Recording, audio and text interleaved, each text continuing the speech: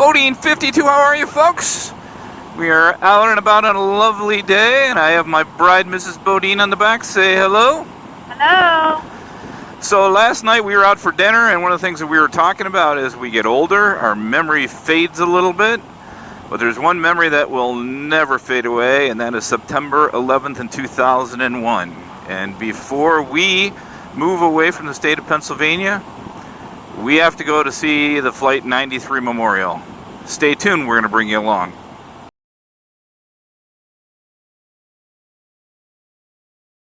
Well, Mrs. Bodine, we've been talking about coming out and doing this since we moved to Pennsylvania, haven't we? Yes, we have. I know that everybody has their story, but do you remember ours on that day that we'll all never forget? Yes. I remember you were at home, right? Yes. And I was actually in an office in Baltimore, and I had responsibilities for an office and some folks in Washington, D.C. as well. And at the time had some people that I thought were in the Pentagon at the time all of the attacks started. And I remember getting a phone call from somebody. I don't think it was you, Mrs. Bodine, but somebody that said, hey, there's an attack. And I went in our conference room and turned on the TV, and it's kind of like a panic, wasn't it? Yeah. Something that we've never, I know other countries have felt that, but in the United States, that just never happened, period, right? No, it doesn't.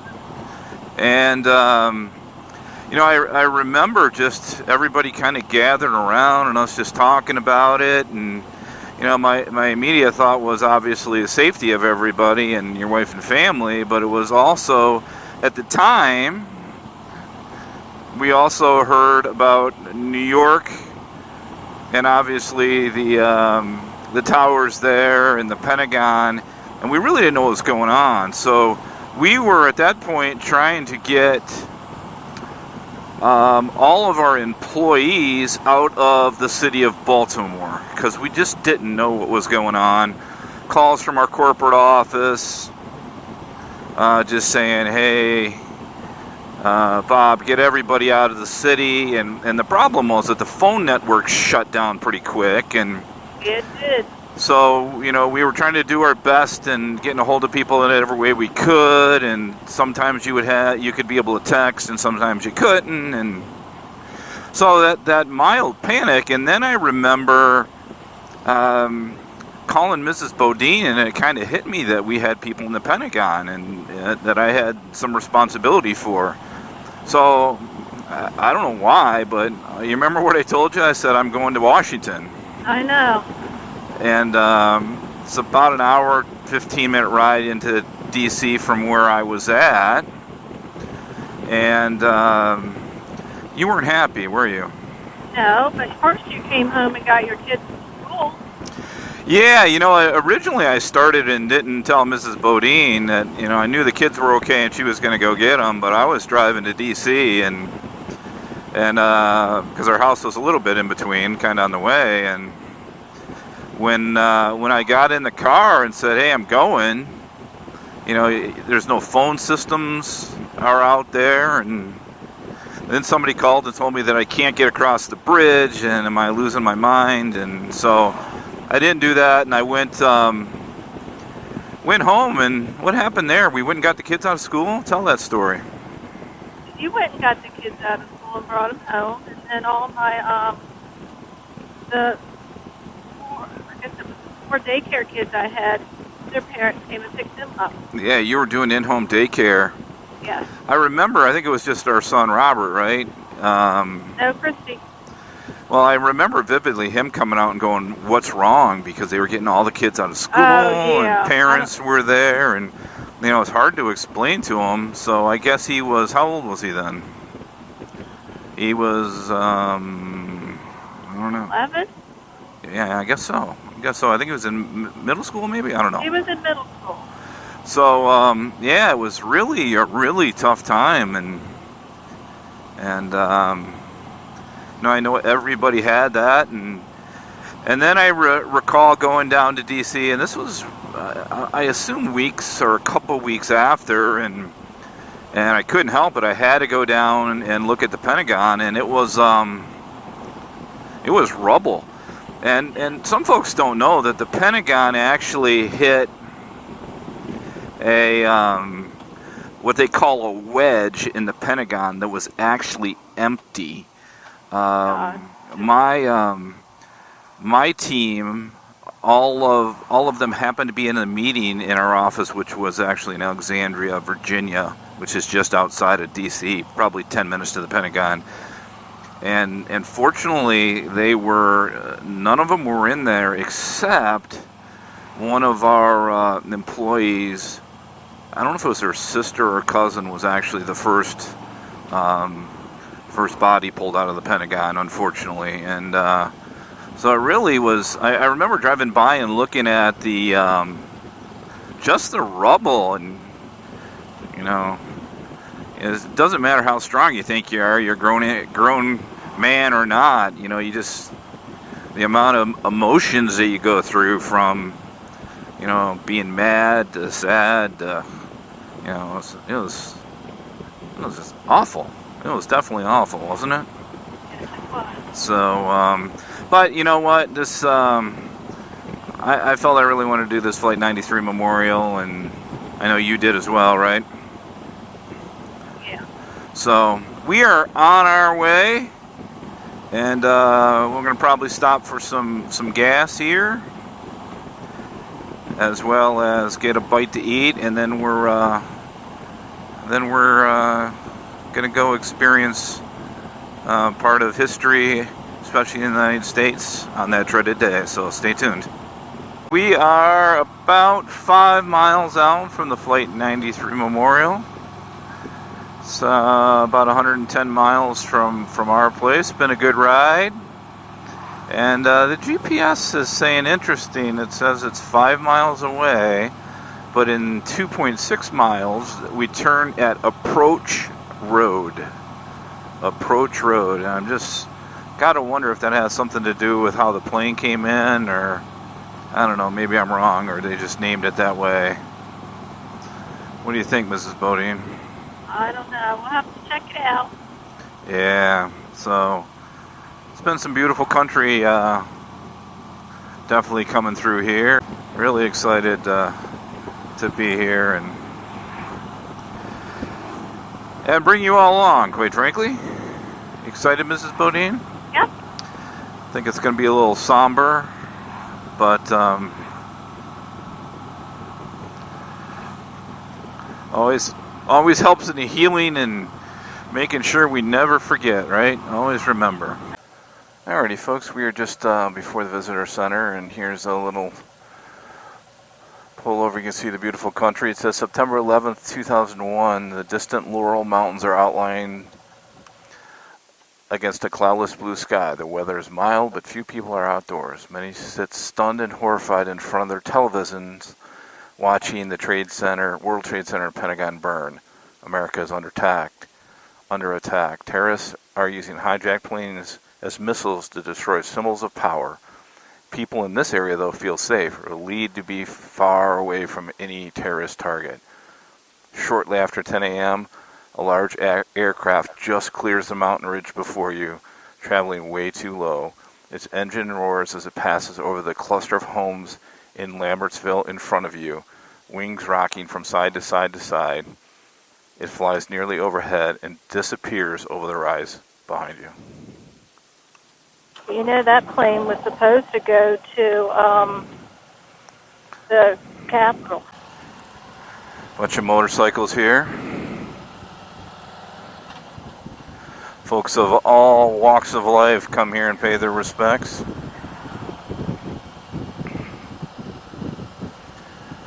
All right. The Visitor Center and Memorial Plaza. So we're gonna go into the Visitor Center. How's that? Okay. And check that out and learn a little bit. And Wow.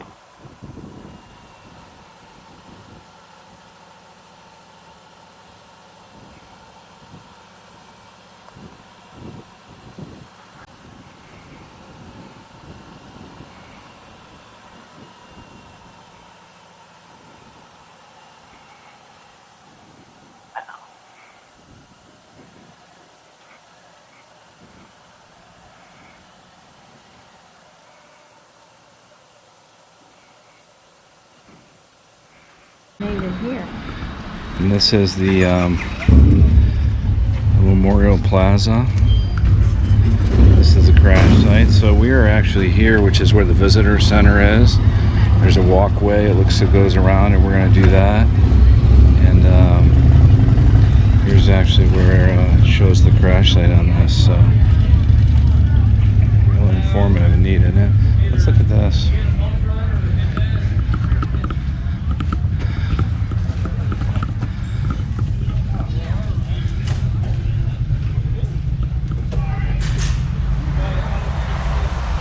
Passengers and crew. On Flight 93, back against terrorists. The sky overheard the plane crashes at 10:03, less than 20 minutes away from the terrorist target in Washington, D.C. You can see this is the learning center and the flight path. So, yeah. Let's go walk.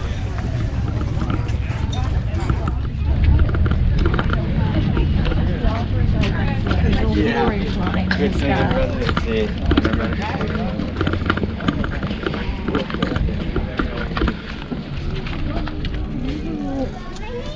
8:46. I guess that says World Trade Center. American Flight 11. So that was at 8:46 a.m. on 9/11. I remember watching that. And then I saw the second one on was next. 9:03 World Trade Center. 2 World Trade Center. Flight 175.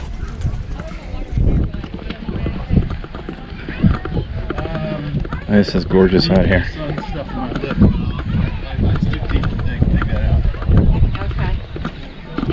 Okay.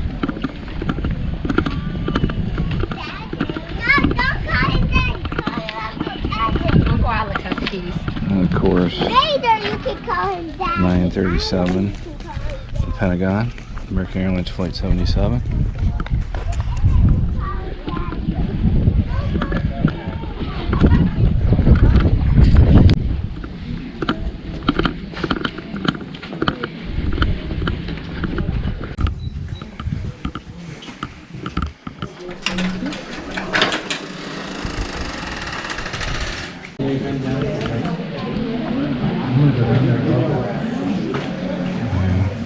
So here's the flight path. We're in the visitor center complex, Memorial Plaza. That was the debris area that we saw.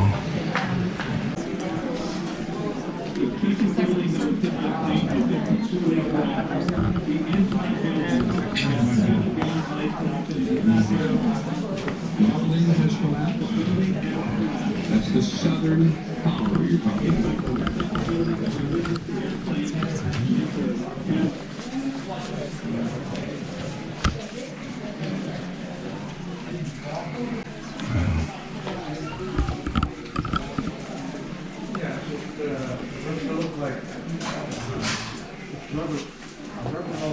Hey, Donna. Donna, look at this. Low-key passenger seats, terrorist seat. That plane could have been a lot fuller too. Terrorist. 4. A lot of vacant seats. They said there were, what, 40 people on board? Wow.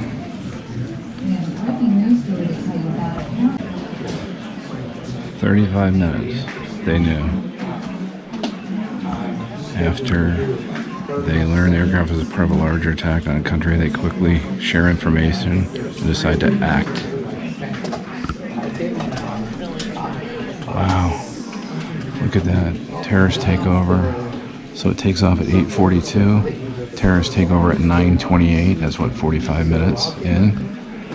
And then at 9:57, which is what, 25 minutes, struggle with the terrorists begins. So at 9:57 it started, and then it crashed. 10:03 a.m.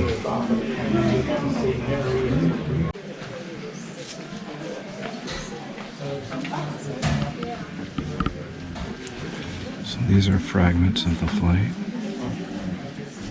Wow. To remind us to cherish what we have and to do all we can to protect it. They remind us to be our best selves, to take care of one another, to honor and preserve the sheer will, the magnificence, and the fortitude of the American spirit.